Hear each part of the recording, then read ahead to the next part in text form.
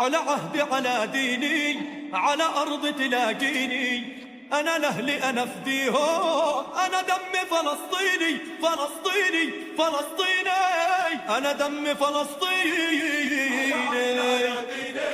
على أرض تلاقيني أنا لأهلي أنا فديهم والله. So as you can see in my hand, we got Musnad Imam Ahmed. And if you go to hadith number 6,000, okay, 640, let's go into it again, 6,644, that's right, 6,644. And as you can see on screen, okay, it mentions an athar. And this is the Musnad of Abdullah ibn Amr bin As. So if you want to look for it, it's in that Musnad. And it's 6,642.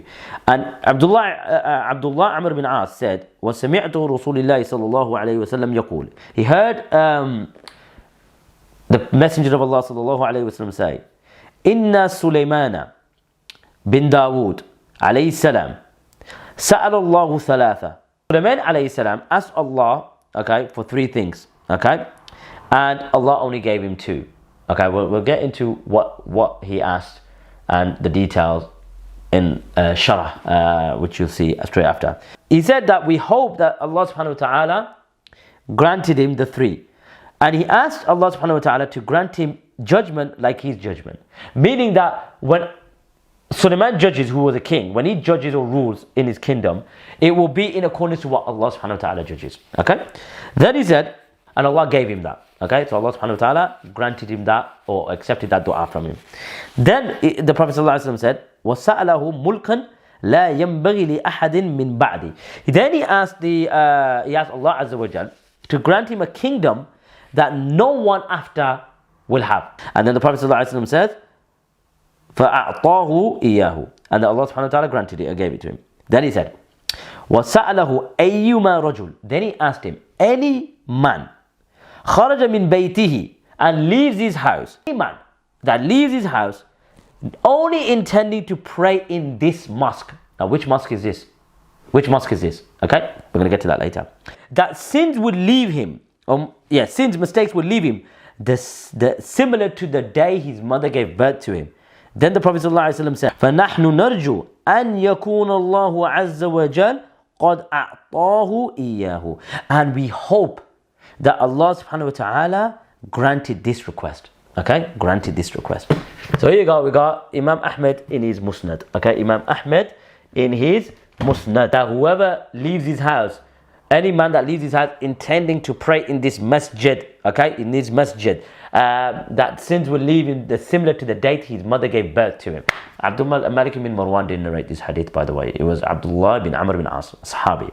And again, we'll get to obviously the explanation of where this masjid is. So as you can see, we've got the hadith, Musnad Imam Ahmed, okay, and he mentions a riwayah which is similar. And he mentions, and again, I'm going to add clarity to this as well and transparency, not like these guys, okay, I'm going to be transparent. So it is narrated by Abi Umama, قال رسول الله صلى الله عليه وسلم لا تزال طائفة من أمتي على الدين ظاهرين. So similar to the one that we presented from Tirmidhi.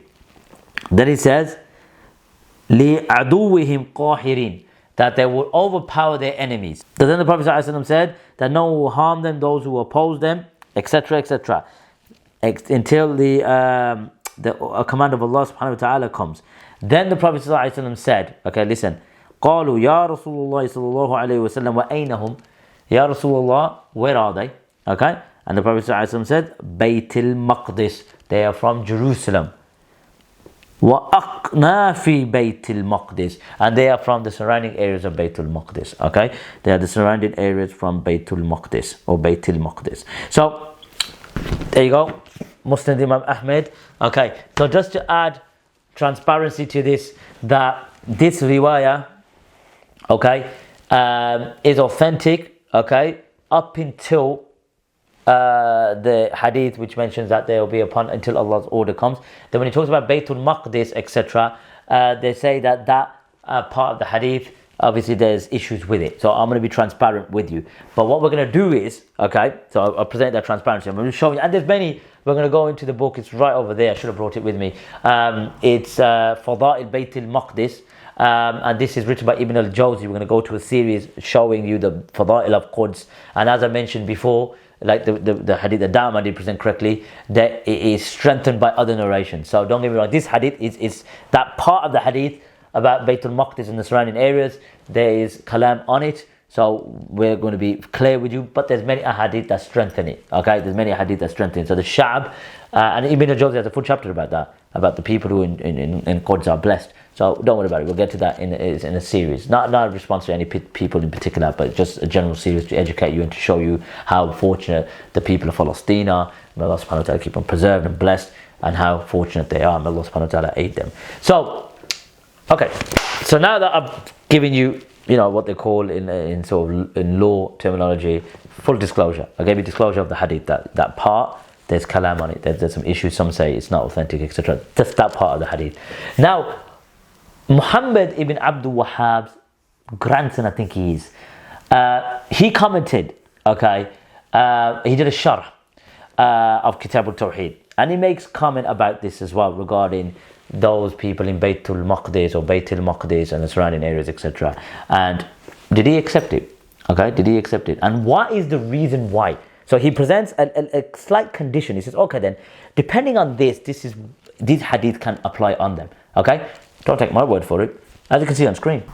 So as you can see on screen, we've got the book Fathul Majid, Shahr al-Kitab al-Tawheed. This book is written by Abdurrahman bin Hassan bin Muhammad bin Abdul Wahhab. Okay, so this is written by the grandson or the great-grandson of Muhammad ibn Abdul Wahhab. The great-grandson Muhammad ibn Abdul Wahhab then comments on the hadith about there will always be a group that will be amongst the people of truth, or there will never cease to be from the Prophet's ummah that will be upon the truth. So he says, وَقَدْ اخْتَلَفُوا فِي مَحَلِّ هَذِهِ الطَّائِفَةِ. He says that the people differ regarding the place of this ta'ifa, this group. فقال ابن بطال, the one that wrote the Sharh of Sahih al-Bukhari, he said إنها تكون في بيت المقدس, that he said that indeed the place is Bayt al-Maqdis, that this group is Bayt al-Maqdis. كما رواه طبراني من حديث أبي أمامة. So see the hadith of Abi Umama. Okay, let's go back to the screenshot. As you can see, okay, let's go back. There you go, Abi Umama. So it's the hadith that I quoted from Musnad Imam Ahmad. But obviously he's quoting it from At-Tabarani, I think he said. Yeah, At-Tabarani. And then he said, قِيلَ يَا رَسُولُ اللَّهِ أَيْنَ هُمْ قَالَ بَيْتِ الْمَقْدِسِ, in Bayt al-Maqdis. وَقَالَ مُعَاذ بن جبل رضي الله عنه هم بالشام. That Mu'adh bin Jabal said that it's a Sham. Okay? So this was it. It goes, وَفِي كَلَامِ الطَّبَرِ ما يدل على أنه لا يوجب أن تكون في الشام أو في بيت المقدس دائما. So he said that even Imam Tabari says this is an indication that it's not mandatory that it always has to be Jerusalem or Sham. Okay? Sham meaning the whole of the neighborhood. So let's come back to me now. So the point here is the Sheikh or the grandson, the great-grandson of Muhammad Abdul Wahhab is quoting this particular passage. I say Abi Umama, the one I quote from Imam Ahmed. And then he quotes Ibn Battal, who said this is Jerusalem. Okay? So, adding on to that, Imam al-Tabari said it doesn't necessarily mean it's always Jerusalem or Sham. You see how the indication of Imam al-Tabari, Ibn Battal, that the emphasis is Bayt al-Maqdis or Baytul Maqdis, how special that place is. And they deserve our support. But to further, to prove this, thoroughly, let's continue on. He says, but it also could be other places as well. So Imam al-Tabari confirmed this. And in other times, or in some other times as well. Then, now, the great-grandson Muhammad Abdul Wahhab is commenting, Abdul Rahman bin Hassan bin Muhammad bin Abdul Wahhab. So Imam Abdul Rahman bin Hassan bin Muhammad bin Abdul Wahhab, the great-grandson of Muhammad bin Abdul Wahhab, he says that you need to witness the situation, the reality of their situation in a Sham and in Baytul Maqdis. Okay? You see what I'm saying? So come back to me now. You see what Muhammad Abdul Wahhab's great-grandson is saying? He says that these hadith, that you need to witness the reality and the situation in a Sham and in Baytul Maqdis. What are we seeing today? What are we seeing today? Sham and Baytul Maqdis or Baytul Maqdis.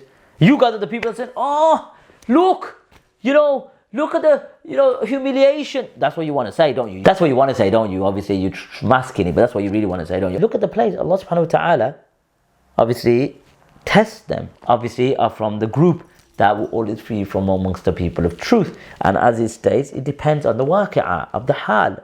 We can see now, the waqi'ah of the hal.